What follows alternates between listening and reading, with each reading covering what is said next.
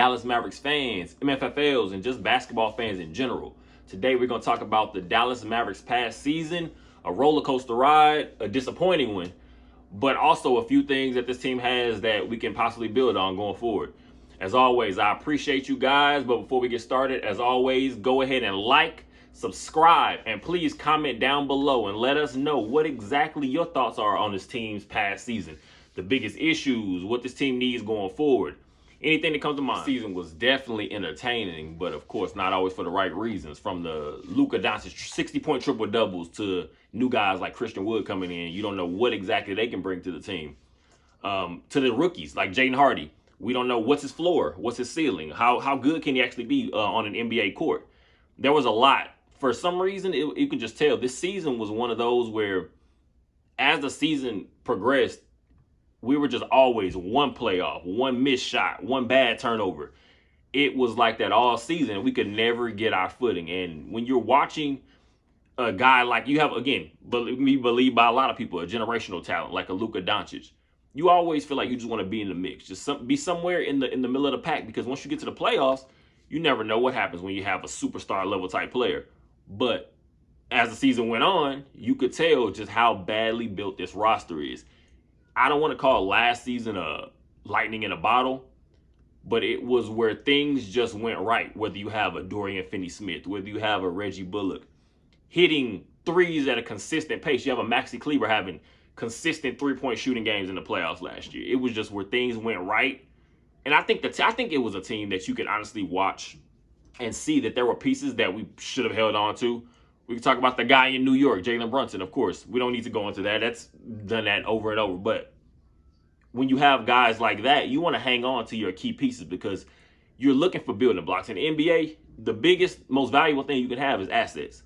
That's exactly the type of player that he is. So when you get those guys on your team, you have to hang on to them. Or else you'll find yourself in positions like you were this season. Just look at the roster from the beginning of the season to the end of the season.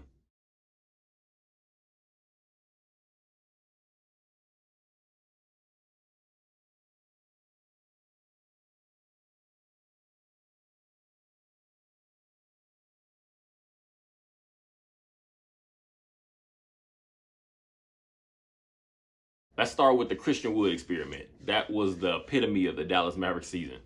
That whole, again, a roller coaster ride from beginning to end. You literally never felt as if he wasn't in Jason Kidd's doghouse at any point in the season. For whatever reason. I mean, we can go all the way back before the regular season even started. We're talking about Christian Wood finds out he's going to be coming off the bench. Whether he was joking or not, like it was a surprise to him. We find out the front office, Jason Kidd, the coaching staff, they promised players like JaVale McGee starting jobs completely out of free agency. JaVale McGee is, at this point, I don't want to call him a journeyman, but he's moved around a few times himself. So there's nobody on this team that should have been guaranteed starting spots if your name was not Luka Doncic. There's always room to improve. There was always room before the season started to get stronger in the rebounding and low post defense, just a low post defender in general. We needed that multiple times. So a player like a JaVale McGee, maybe it won't be 30 minutes a night, but I figured, of course, which a lot of fans did, of course, he might be able to give you something. We don't know what exactly to what level, but it has to be an improvement over Dwight Powell, right?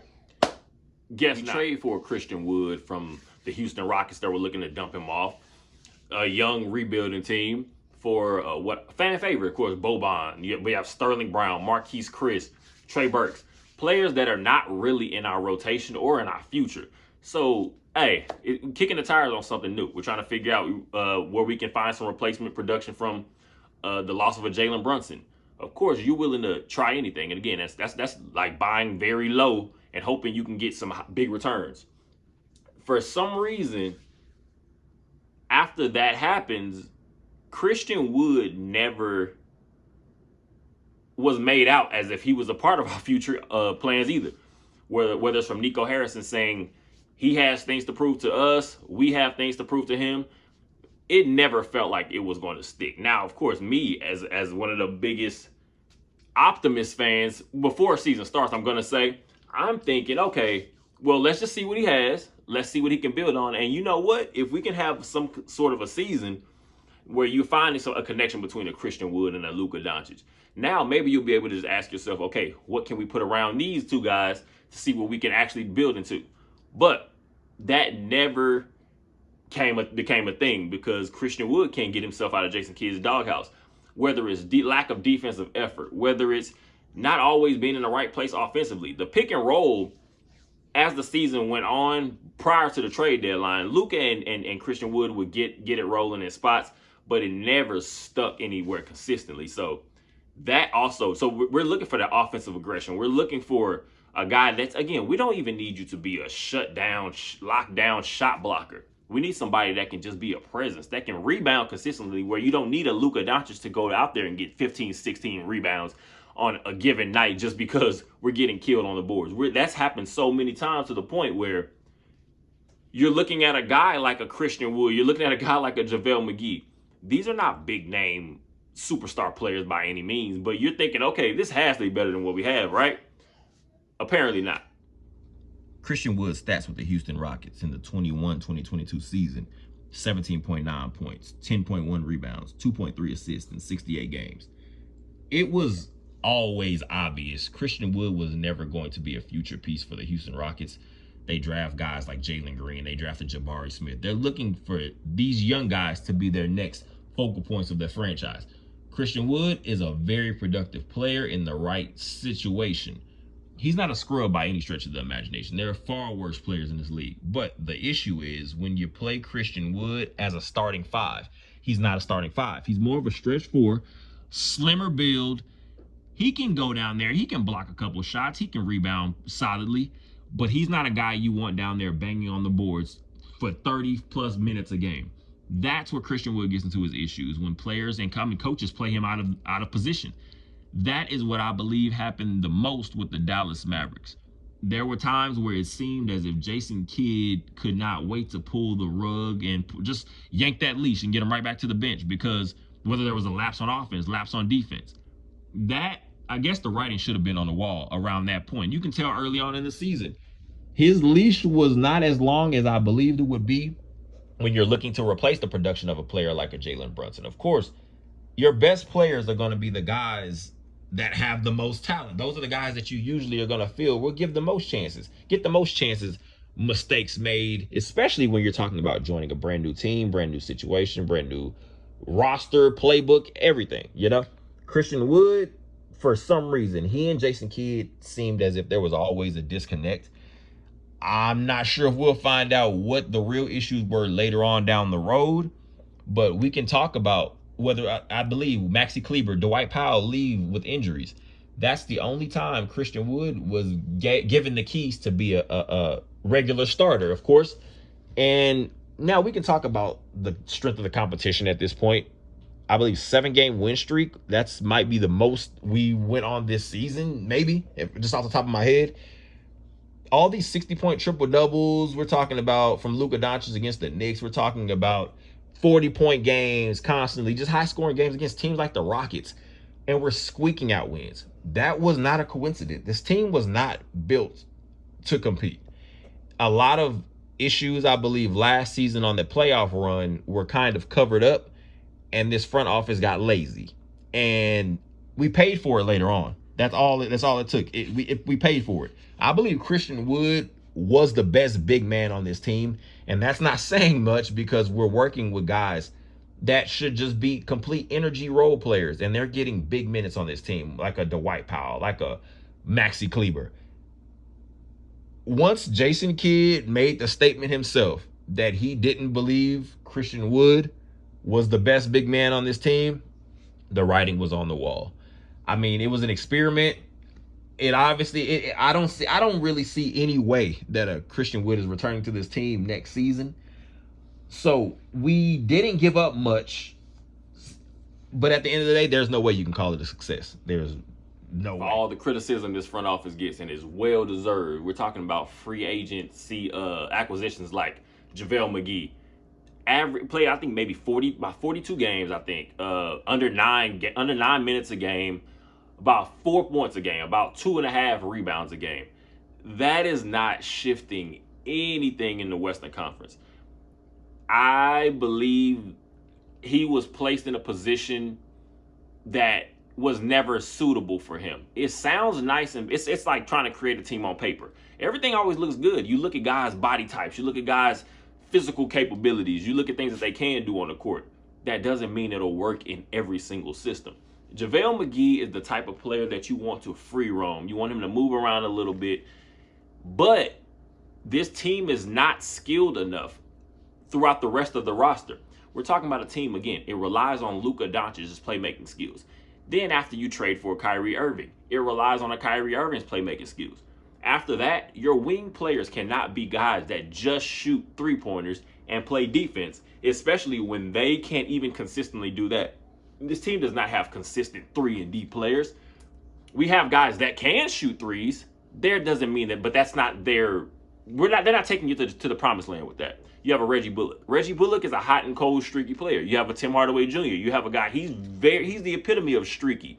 You get one of the best looking players in the world. You get one of the worst looking players in the world from night to night. It just depends on what you're going to get from Tim Hardaway Jr. that night. You have a young guy, a Josh Green. You have a Jaden Hardy, another young guy. We're talking about a rookie. Josh Green had so many glimpses of what he can bring and what he can do, but he still hasn't put it all together. There were times, again, it also looked as if he lost his confidence. He gets pulled out of games early. Jaden Hardy, I want to say it was a promising rookie year for a kid like that. When you're looking at his numbers, they're nothing eye-popping. There's nothing crazy. I think about 8 or 9 points a game on average, but we've seen him score 30, almost 30. We've seen him have hot games from the shooting streaks from the three-point line. He is a player that you definitely want to keep on this roster if possible. Of course, when we're talking about this team doesn't have many opportunities to do much in case of money this offseason. Our biggest attributes and what we will have is our assets. We're talking about a Jaden Hardy. We're talking about teams maybe interested in a Josh Green. We're talking about just maybe possibly, again, possible future first round picks if we can get under this Porzingis Knicks deal finally. It's just something that always is going to keep biting us because through the Donnie Nelson era, we're talking about constant just trading, pretty much not even caring about the draft. The draft never meant much to the Dallas Mavericks. And I don't even care. I'm not using it as an excuse to say that we were even in the low 20s a lot of times. The best teams still constantly always look at the draft and use it as possible future assets. The San Antonio Spurs did it for years. We can't constantly keep just pushing the draft to the bottom of the barrel as if it doesn't matter. And hopefully now when you have a new regime, a new general manager in here, of course we know Mark Cuban is still calling a lot of the shots. But when you have a new guy like a Nico Harrison in here, hopefully he understands now the value of what drafts can do. It's not even always about the player. Sometimes it's about keeping the pick just because we may need it later on. We can talk about players as much as we want to, and of course we will, but it all starts with the front office and coaching staff right under that. But at the very top, Mark Cuban, Nico Harrison, this is where everything needs to change. You can't have players like Dwight Powell. Of course, I'll say this now. I'm not the biggest Dwight Powell fan. Of course, he's a great locker room guy, great teammate, great in the community. Everyone loves that. But at the end of the day, we're talking about wins and losses on the court. Dwight Powell is literally always going to be your energy player. He's a guy that you love to have on your team. He shouldn't be getting starter minutes. There is no way your contending team, a championship team, is running Dwight Powell out there 25, 30 plus minutes a game. It's not happening.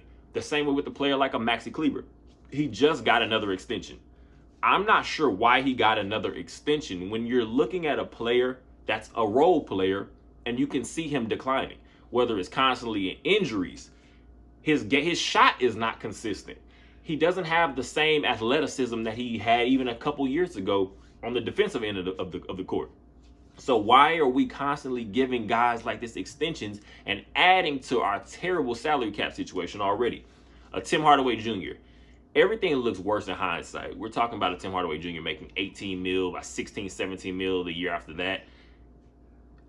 I can see a Tim Hardaway Jr. being a commodity on a contending team, but not on the price for a team as like the Dallas Mavericks. We're literally in limbo. We're a purgatory team right now. I say a team where we can go up or we can go down.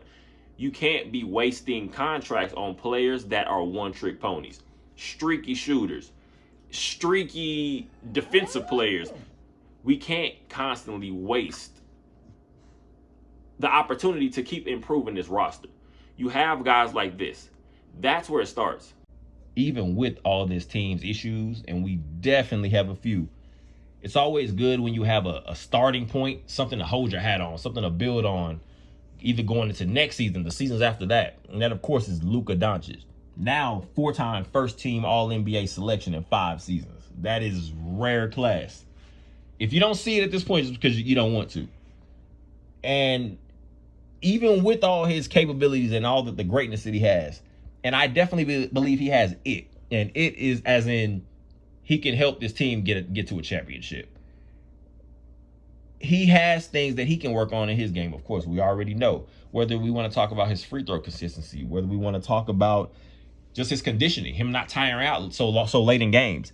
I think he said in a press conference towards the end of the season, sometimes it's hard for him to get up with energy wise on the defensive end when he also feels he has to do so much offensively. I don't like excuses, but at the same time, there's a lot of validity in that, because when we talk about it, it's our system. We don't have one. Our offensive system is literally so free flow to the point where it's the ball's in Kyrie's hands or the ball's in Luka's hands. Make a play. We need you to make a play for someone else. We need you to break the defense down, find another open man. At some point, that will wear down on anyone. Even when you're talking about a young kid, that will wear down on anybody. We have to get better all around. We need to work Luka more on his mid-range. We need to work Luka more in the post. We need to work Luka more off ball. We need him to not have the ball in his hands, but him also not standing still on the perimeter. That doesn't help anything when we're talking about the opposing team's defense. They can pretty much just sit there and just wait on the plays to develop because we're not attacking. That has to change, because again, as great as we talk about a Luka Doncic level type player is, he still has things that he needs help with.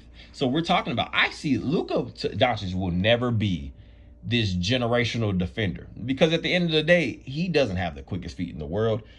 He can be an amazing help side defender. That's what I need Luka Doncic to work on. Him being just a more capable help defender consistently, because we've seen him do it. We've seen him do it in playoff games.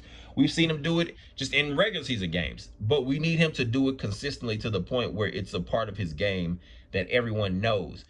He's not going to be a slouch out there. You're not blowing by Luka Doncic tonight. For all that was said about Kyrie Irving, and of course, everybody's going to have their own opinions off the court. I mean, it is what it is. That's very fair.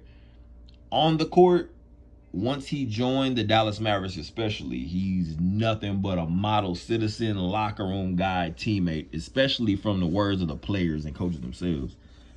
We're talking about a Kyrie Irving with the Brooklyn Nets averaged 27.1 points per game, 5.3 assists, 5.1 rebounds. And in the 20 games with the Dallas Mavericks, averaged 27 points, 6 assists, 5 rebounds, with the total average of 27.1 points per game, 5.3 assists, and 5.1 rebounds. That is consistency. He pretty much brought you the exact same thing he was doing in Brooklyn and duplicated the same exact productivity with the Dallas Mavericks. You can't ask for much more than that. And then even in the 16 games, we're talking about Kyrie and Luka got to play together. Luka had averages of 30.6 points, 7.1 assists, 8.6 rebounds. Kyrie has averages of 26.5 points, 6.2 assists, 5.2 rebounds. You can't say that this is not a formula that's something to build on. Now, the next step is just building around it. What can you add to these two great players that can make this team, I guess, just put this on the level that we need to be on? We already know we're talking about a defensive big. We're talking about more versatile wing players. We're talking about actual shooters, guys that can consistently make and make wide open shots. Because again, we're talking with the Luka Doncic and the Kyrie Irving. You're going to get so many open shots. Can you knock them down? That's what we're missing. We're missing those gritty players, just the gritty players. And again, guys that are just not one trick ponies. I'm tired of seeing guys that are on this team to be 3-and-D players that don't give you that on a nightly basis. Of course, everyone's going to have cold streaks, but everyone can't go cold at the same time. You have two guys that, of course, that have shown you they're capable of playmaking. They're capable of breaking down a defense for you. What can you do? Can you do your part? We literally have got to go into this offseason with priority number one, re-sign Kyrie Irving. That's a definite. You have to at least aim to re-sign a Kyrie Irving. Now, if you cannot re-sign a Kyrie Irving, my biggest opinion is that you need to build an actual team, not a team around guys, not a team. You need to build a team. So look for role players that we're talking about that can consistently do a job.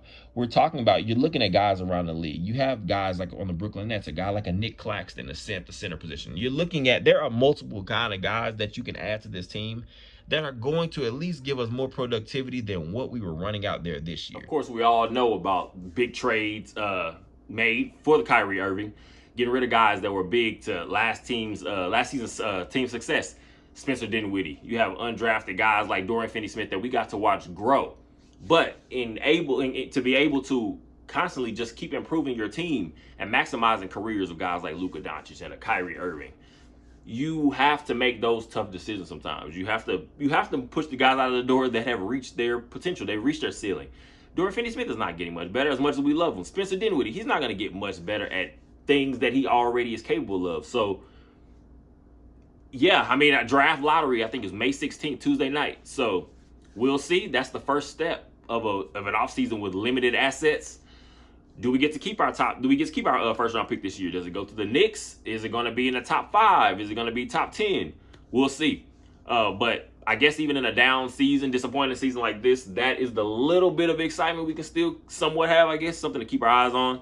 So as always, hit the notification bell so you get all updates when material and videos are dropped. As always, please go subscribe, share, like, and also comment down below. Let me know. What's your thought process? What do you think our biggest issues are? What do you think can help this team reach the goals that we're trying to reach next season and going forward? Who are some of the players that you see being talked about being shopped, that you want to possibly be Dallas Mavericks? Go ahead and hit the comment section down below. I appreciate you guys as always. You take care.